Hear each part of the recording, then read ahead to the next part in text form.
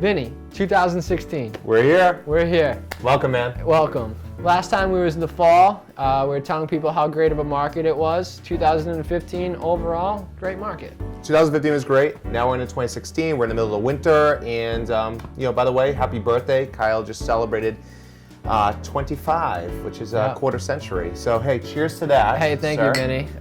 We're finally getting some of that cold weather. I'm drinking a Flannel Trousers, our local Riverwalk brewery, good friends of ours, and yeah, and I got the Long Trail, a friend of Vermont. So yeah, a friend of mine. I went to UVM, so yeah. It works for me.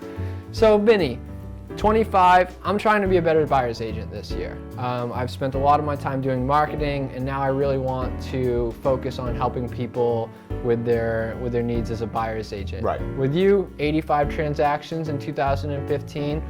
What advice do you have for people this winter? Because winter's kind of a different animal. You know, honestly, winter, and I tell us, buyers, if you can buy in the winter, it's the best time to buy. Sellers, you tell them, hey, spring and fall, but buying in the winter, if you can find a house, you are in a much better advantage than buying in the spring. Yeah.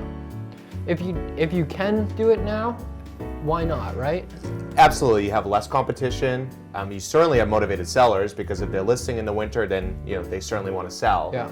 And you kind of see the house at its worst. You could see it in its extremes. You have snow and very cold temperatures. How's the systems working? So there's this really good parts of seeing a house in the winter. There is. I mean, the obvious negatives are if there's snow, the roof can be hard to look at, or you don't really know the landscaping. But at the same time, you're seeing it, like you said, at its worst condition. So if you can handle it now in the winter and it's still a beautiful home and something that you can envision your family living in, what do you have to lose at that point? Absolutely. I mean, obviously, if you see a house in June and everything's in bloom and it's beautiful, great. And then you kind of get a little disappointed in January and February. Yeah. Now you have something to look forward to a little more. So it's certainly, again, it's more about the competition. There's less buyers, there's less demands. You're not dealing with multiple bids for the most part. And a lot of your, attorneys, mortgage originators don't have as much going on too. Yeah. So you're going to have a smoother transaction. You have a lot more focus on you,